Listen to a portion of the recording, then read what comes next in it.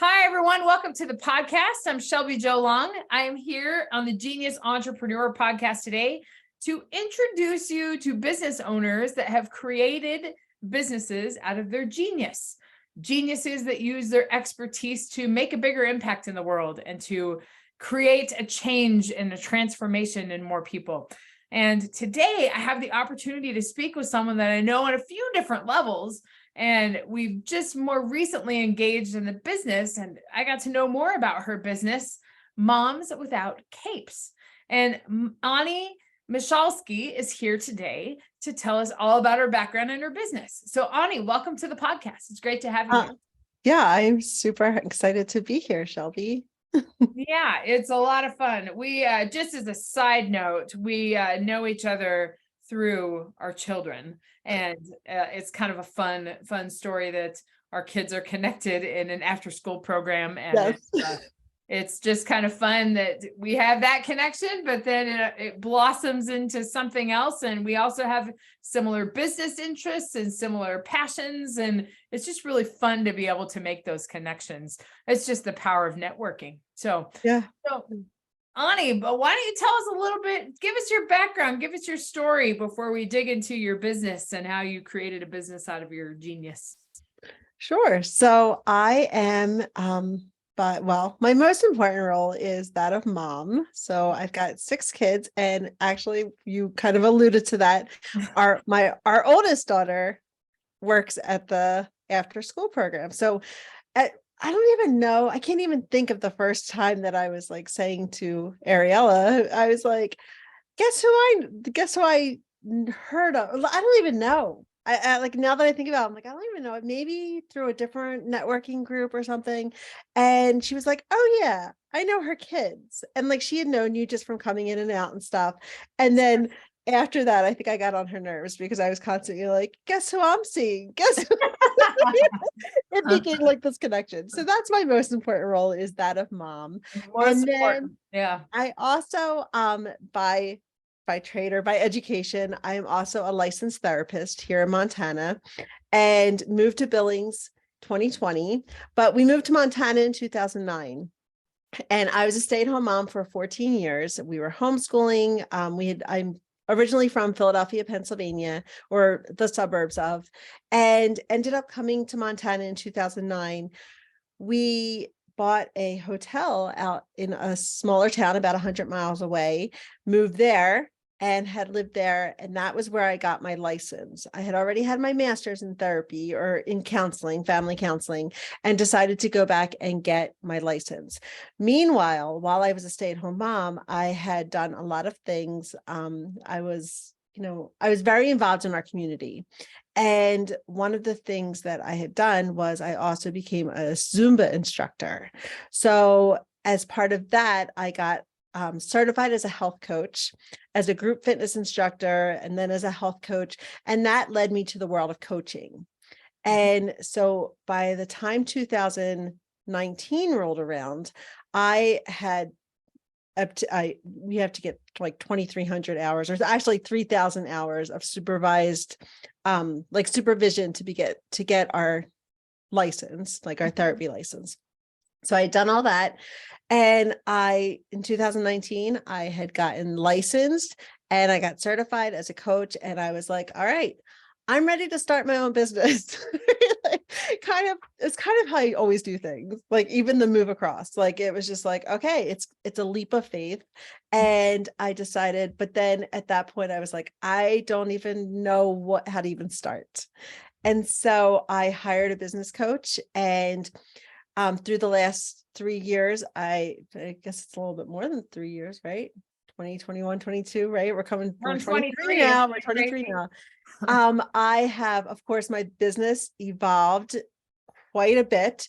I actually own 2 businesses now because I needed to split my counseling from my coaching, and decided to serve moms. So that's another piece. And we'll get more into that, like how I decided to, how I tapped into my own experience and education to be able to create a business that I felt confident. I felt like I have something to offer, and all of that good stuff. So yeah, that's kind of how I got to be where I am right now. Yeah, I love it's funny because there's as an entrepreneur, there's maybe not a moment, but it's just kind of like, all right, I guess this is what I'm Let's doing do this. next. It's just what you do. And you don't, it's like a decision that you make, but you make that decision, but then there's a whole transition to that. Yes. And like, I'm going to start a business. That's going to be easy. But then you're like, oh, it's not as easy as it seems. So No. seeking out mentors and seeking out all those, and the networking in the business community is so important too. The other thing I wanted to ask about too, before you get into your business. So you're a trained therapist, and then you're also in the coaching, very human-centered, transformation-centered disciplines, areas, but they do it in very different ways. So therapy seems more reflective, where coaching seems more progressive and moving forward. Do you see that difference in those two? Yes. Yes. I was just having the same conversation this morning about the differences between counseling and coaching, and how I lean back and forth. I really enjoy both. They both have different aspects of it, but counseling is more of like that healing process where you're kind of working towards like a baseline of being able to function. A lot of symptom reduction takes place, processing of past trauma, all of those things that need to be kind of worked on, or like in order to get to your normal self, or like your baseline. And then coaching, like you said, I like that word progressive, because it's really moving towards a goal or towards your highest potential. And I feel that once you get to your baseline, it's only when you're at your baseline, like that, you're able to have that forward thinking where you're like, okay, now what? How do I maximize my potential? And that's where the coaching is. So it's a lot of on like goal setting and creating that life that you really want to be living. Right. Gosh, and the other thing that I think is so that connection there. I mean, that you need to kind of work as a CEO and transitioning into a CEO role from a stay-at-home mom, or working in a business, and then you say, well, I'm going to go to be a CEO. There's a lot of things you have to work through before you like step into that leadership role in a holistic type of way. I just think those two are very synergistic, and that even though they are different approaches, they feed one another. And I think that's probably and you could probably speak to this too, very important as you talk to and empower women and men, because you do both, but Yeah. to kind of move to the next level. So Yeah. And I felt like I had, when I started diving into like the leadership space, I started reflecting on like, this isn't new for me. Like I was a Girl Scout leader for a long time. I was like on the board of a mom's club. I was the president of the Friends of the Pool. I had owned, we owned the hotel, different businesses. I started a business when we actually first got married as a career coach. And I didn't even know, because coaching wasn't really a thing. no. And so And the pandemic happened and everybody turned into a coach. yes, Yeah. basically, yes. And so when I think back on like through my life, like there were lots of leadership roles that I was in that I was able to tap into when it came to like, okay, now I want to create like a business. I want to contribute, and I want to serve, and I want to make something that's going to work for me and my family. And I was able to draw from a lot of my past experiences, things like I knew these things that I didn't know that I knew. Like I wasn't aware of them, that they were going to be something that helped me in the future. As is life, right? Like there's all kinds of things that we go through that we don't know how it's going to help us. I just recently published a book, and Mhm. and I write about that too. That's your genius, right? That's your Yes. intuition. It's the things that you know how to do, that's like internal to yourself, and then you know how to do it. It's second nature to you, but that is not second nature to everybody. And it's finding that out. Yeah, It's finding that out. Like, well, yeah. yeah, that's easy. And I feel like it'll always happen where I find that I get surprised, where I'm like, not everybody knows this, right? Like, do Right. you know what I mean? Like, because it's so second nature, and it's things that, and like my husband will be like, no, like I've never even heard of that before. And I'm Right. like, I feel like it's just common knowledge, and it's those kinds of things, but it takes getting out there and taking action to realize that this is your zone of genius. This is the areas that not everybody knows. Mm-mm. And then you interpret things in your own way, and you connect with audiences in your own way, and you are able to offer that transformative journey to Mm. people from your genius. Oh, we could talk about this all day, but I don't want to talk about talk about that. I do want to talk about how that kind of moment, that light bulb moment that you decided to transition that and really make that transformation journey. But why don't you tell us a little bit about your Moms Without Capes business? Tell us Okay. about that. So Moms Without Capes is the area where I help moms who are attempting to be super moms, right? Moms that are struggling under all of the weight of thinking they have to be doing all of the things, and helping them recognize the expectations that they're holding on themselves, such as maybe they struggle with perfectionism or some people pleasing, or they may need to redefine their definition of a good mom, learning to escape the compare game, right? Like all of these things that are keeping them trapped, feeling that are reinforcing their belief of inadequacy. And I help them recognize their own worth. And so I do that through a variety of like courses. I've got a Facebook group. I've got different ways that I help them transform that belief and then create space for themselves in their day. Like help them recognize like that they're worthy of putting themselves on their own to-do list instead of feeling the overwhelm of having to do all the things. I know this is a podcast, but I mean, air quotes around all the things, Right. whatever that is. Yeah. Right. So are you more moms or working moms? Or I mean, is there more specific ideas? Because I mean, stay-at-home mom is like multiple jobs, but then you add mom to 6 kids, and I'm mom of 2, but then you add a job or multiple jobs onto that, and that's adding more fuel to the fire. So More hats. Yes. sounds like a lot So of hats to wear. Sounds like a lot of a balancing game with, holding it things up. is. Yes. So I have worked with all kinds of moms actually. And in my Facebook group, I have lots of different moms, that I have the moms that I have a lot of entrepreneur moms. I have moms that are working outside the home. I've got stay-at-home moms. I feel that a lot of my content can definitely reach and Sure. resonate with all different types of moms, no matter how many hats you're wearing. But I have been the moms I love right now. I am an entrepreneur mom, right?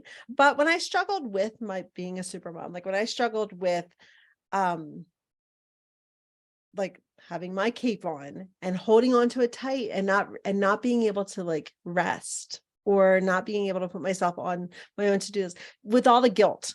Let's just say that when I used to feel like very guilty about taking any time for myself, I was a stay-at-home mom. But I also owned a business, right? Like there was times when I owned businesses. And so the moms that I focus on right now are those moms that are usually working, like working moms. Yeah. Like the stay-at-home moms, while it resonates with them, working moms are the moms that are typically the ones that are feeling stressed out, feeling like they aren't making any times for themselves because they always feel pulled in those different directions. When they're working, they feel that I should be that should word is a big thing that we address. But, I should be with my kids. I should be doing this. I should be doing, all the things. And then when they're with their kids, they're feeling I should be sending emails. I should be doing, all of the things. So they struggle with being present in the moment. And that's a big piece of my program. Yeah, that's great. And that would resonate with whether you're an entrepreneur or not. And Yes. I would guess, I would think, just having been in mastermind groups and whatever before, that there's a magic to that too, because then the talking about experiences and how you solve those problems and how you give time to yourself. You know, when you're at home, it's time for yourself, but then how do you separate from that? And how do you engage all of those things? I imagine it makes a pretty engaging community because you have a good conversation about that. Yeah. And especially now, like, because I find like, because I identify as an entrepreneur mom, as a mompreneur, right? Like the new term. A lot of when I like even yesterday, right, at the time of this recording, like, I'm like, oh my gosh, like I feel overwhelmed. I feel like I'm not in control of my time because I feel like I'm being pulled, that familiar feeling. And then I'm like, what steps do I already know? And it's like tapping into that and saying like, well, what can I do to get myself more balanced, or to get myself feeling that balance again, or feeling like I've got this, and increasing my confidence. And so those are the tools that I'm sharing. And those are the things that I'm like, hey, I've got these tools. Like right now I'm struggling with it. It's not like you're never going to struggle. It's not like you're ever going to reach for that super mom cape and like think like, oh, I've got to do this, I've got to do that in order to be amazing. But when you do that and you start feeling overwhelmed, here are the tools that I have found that work. And so that's what I'm bringing in now at this current moment, because that's who I am. Yeah. And I'm not going to deny that. So as an entrepreneur mom in my group or in my program, you're going to benefit from that, because that's my experience at this moment. And I can help you because I'm struggling the same thing. And these are the tools that I've used in the past. These are the tools. And Moms Without Capes, I always feel is like this culmination, or like the epitome of like my education, my experience, and just what I can bring to the table as like to help other moms, because I've been through it. So I can relate. Like I know what it feels like. So you're a genius. Yeah. So I feel like because it didn't start out as Moms Without Capes. It didn't. I dabbled in some other things, different areas. Like they're always like, you've got to find a niche. You got to find a niche. And like, so I was like, all right, well, like weight loss, because I had lost a lot of weight. Like when I started like doing Zumba, I started losing a lot of weight. And then I started gaining weight when I started focusing on that. And I was like, this is like worse than imposter syndrome. This is like the opposite of it. Be teaching this, but like I can't, like I'm struggling. But I'm like, you know what it was? I'm like, it was really just like changing the way I believed about myself and feeling worthy. Like those were the things that needed to happen in order for me to make time for, I like the idea of the unicorn space, like making time to explore passion, or to get back to who you are, because so many moms lose themselves under their mom hat, and then they don't even recognize who they are in the mirror. So they get to the point that maybe that's the question I wanted to ask too, is like, I'm also in the coaching business, the business coaching business. And so you work with other business coaches and you kind of get in this tunnel and you're doing all the things you're supposed to be doing. You're making content, you're making sure your website's updated, you're making sure you have all these things and communicating, and you're making sure you have your email messaging correct. And we get in this funnel. And same thing with moms too. Like I make sure the lunches are packed, and I make sure I'm at all the kids like activities, and that we get into this space, and we often don't think of it as a problem or think that there's anything from that. So what's I guess the transition moment, or how do we get people to discover that, hey, maybe it's time for me to put myself first? So awareness is key, right? Yeah. We both know that. So stepping back and seeing like, is this working for me? And that only comes with making space for yourself. That only comes with being able to take a step back and say like, just start, right? To start thinking. I was going to say, welcome to being a mom. I don't think there's a better podcast for this to show up on. My son just got home from school. I'm going to finish, buddy. I'll talk to you in a minute. Sorry about that. So like, I can't even think of what I was saying. Oh, about the, what was I saying, Shelby? I totally talk about the awareness, like awareness is kind of the first step. Being aware of that. And we tend to fill our schedules, right? And not give ourselves time to even like think, or to even like reflect on our thoughts, or to reflect on like, is this working for me? Is this something is this the direction? Am I even going in the direction? And it's funny that you said about that with our business, because I did the same thing. Like I was like, oh, I've got to be on TikTok and Instagram and Clubhouse and like all of these platforms. And I'm like, I've got to create a course. I've got to do a membership. And I did that. And I was like, this is crazy. Like, this isn't how I want my business to be built. And so it took that stepping back and realizing like, I am doing the exact same thing in my business that I was doing not in real life, but like in my personal life. And Sure. I'm like, this isn't what I want to do. And it's taking that step back and realizing like, it's okay to do it my way. It's okay to not do it like I keep hearing like from the masses, like this is what you need to do, and Right. building a business that's going to work for you rather than like you working for this business that it's not bringing you joy. Exactly. You're following someone. Well, and that's with business coaching too, that and self-coaching too, that yes, there's a blueprint to follow, but you don't have to follow it exactly. Right. You've got to add something that works for you and that has your personality in it and that has your needs, and you can balance your life with it. Yes. And maybe you don't get to everything on the checklist, right? In the blueprint, And it's but at least okay. you're moving forward Yeah. and creating. And I think that's the best part about creating a business out of your genius, is that you can adapt it to fulfill the needs that you have. So, Right. yeah. Right. I agree. Or the needs that you want to fulfill. Not, yeah. So, Yeah. because it doesn't solve everything, but it solves some of the things. So, Yes. That's what we're aiming for here. yeah. Well, tell me, so what's your vision for where this is going to go? What do you see in the future for this group and for your own business interests? So right now, and we had this conversation the other day about, I have this Facebook group and I love my Facebook group. Like we have a book club, I do my challenges in it and everything. And I want definitely a community.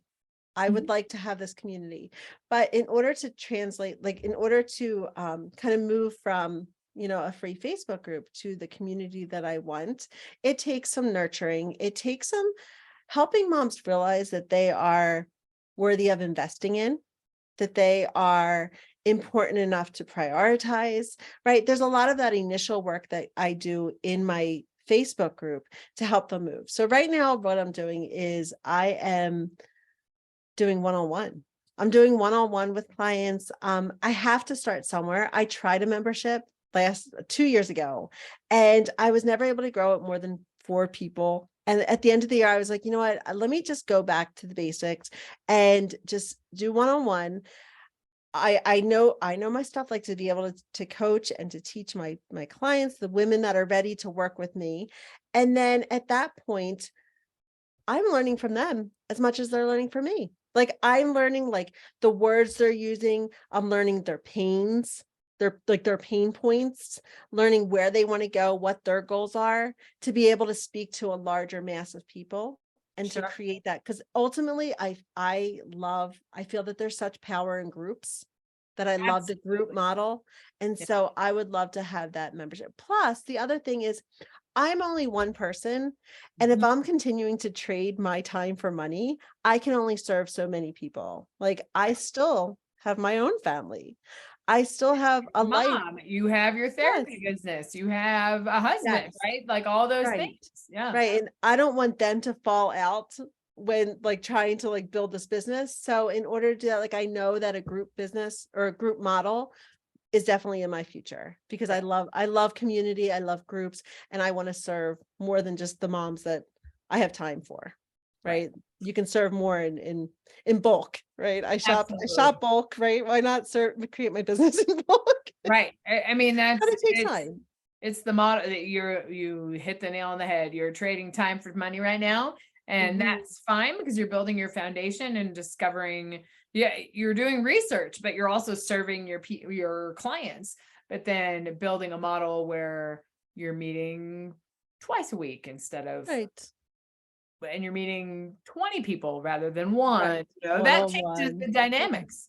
And Right. that's an important thing to think about business scale. Yeah. And And I you know, feel I will have more energy to serve on that, like in that model than, seeing 17 clients a week or whatever, whatever it is, rather than like I'm coming to the table like with a group and they're learning from each other. And that's important too, because I mean, when you are momming, it can feel lonely. And as an entrepreneur mom too, like, or, you're going the ins and outs, and I'm talking with moms who don't make time for themselves. They're not making time for relationships, for building like friends, like having friends or like taking care of themselves. And so I find that in a group, they can bounce ideas off each other, they can inspire one another, motivate, and hold each other accountable. And that's the power of being in a group. So exactly. There's such a power to it. And mm. add some wine and you got a group. I tell you what. When you have an opportunity to do that. Well, that's awesome. Well, I think there's such a big need for it. And it's a need that we might not think that we need, but then once we're in it, we're like, oh yeah, I'm not doing that. Yeah. Not giving time to myself. I'm not doing all these things. Right. And Right. there's a community that can help remind me. Right. Of this. And the last thing I want to do is add to mom's overwhelm with the idea of self-care. So that's like a fine line, like where I tend to go, I one of my self-care challenge actually helps mom like define what self-care is for them, because we have enough things in our like mental checklist, right? Like of the things like that we feel like we have to be doing. And so when you talk about self-care and you're like, oh my gosh, it's one more thing that I'm not doing, that I'm feeling like I'm falling behind or that I Right. should Feel be guilty doing about all it. this stuff. Yeah, like that's the last thing I want to do. And so helping moms shift their belief, like believing like what is the power of self-care, speaking of like the power of groups, like the power of self-care, and helping them realize like that it's a ripple effect, that you're giving your family a gift by prioritizing yourself, by taking care of yourself. You're giving your children like a mom who cares about herself enough to take care of herself, and a mom who's going to live long and model what it means to feel good about herself. Right. And your kids will recognize that. Mhm. And your Yeah. spouse. I mean, Yeah. that's all the things. I know. Yeah. Just to give you kind of a side story about that. I hurt I'm training for a half marathon, which is a little bit crazy, and I don't know why I'm doing it. But Oh, are you doing it now? yeah, well, Okay. yes. So the half marathon is in June in Missoula, and so there's a group of us that are going to go do it, and I'm training Fun. one of my friends here, and I pulled a muscle. I pulled my quad muscle, which is not a very comfortable muscle to pull, Mhm. in like December. And the last run that I took was it was the Sunday before Christmas. So the following Sunday was Christmas.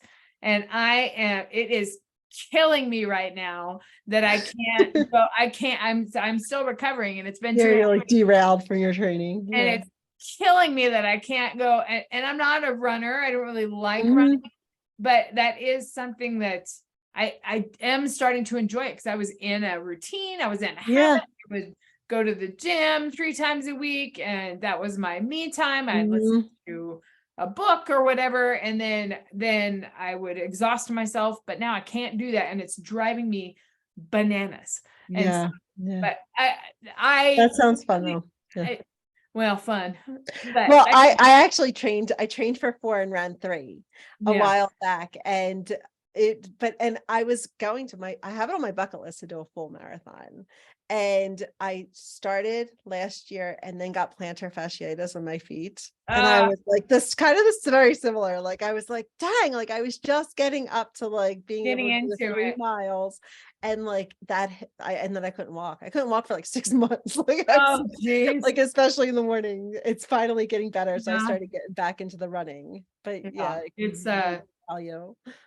that the exercise and self-care and making sure you're taking time for yourself is so critical to being able to function just Mhm. mentally, and all Mhm. the things. Well, Onnie, where can our listeners discover more about your program, about your ideas, about your group? Where can they find you? So you can go to my website, momswithoutcapes.com. I also have a podcast if you're a podcast listener, Moms Without Capes. I haven't been on your podcast yet. Yep, I should have you on, Shelby. Yeah. And then I also have, if you're on Facebook, come join my group. Yeah. Moms Without Capes. Everything's Moms Without Capes on all the social. Moms Without Capes. Yeah. Great brand. Well, Onnie, this was a treat to learn more about you and to learn more about your business, and a business that speaks to the needs of so many moms out there that are entrepreneurs or in business, or everybody's just strapped for time. And so we need to take care of ourselves to be able to better take care of our kids and our lives. So I think that's a wonderful message to send. So thanks for having me on. Of course. Please connect listeners with this genius mom who has created a business to help you transform your life. And it speaks to the needs that we have. So I look forward to hearing from another genius entrepreneur in the next episode. But the most important thing is to think about your intuition, to think about your genius. And there is a place in the market for it. There is a need for those skills, and people will be drawn to it through your story and through the way that you present it to your audience. So just think about your expertise a little bit differently. We'll see you next time.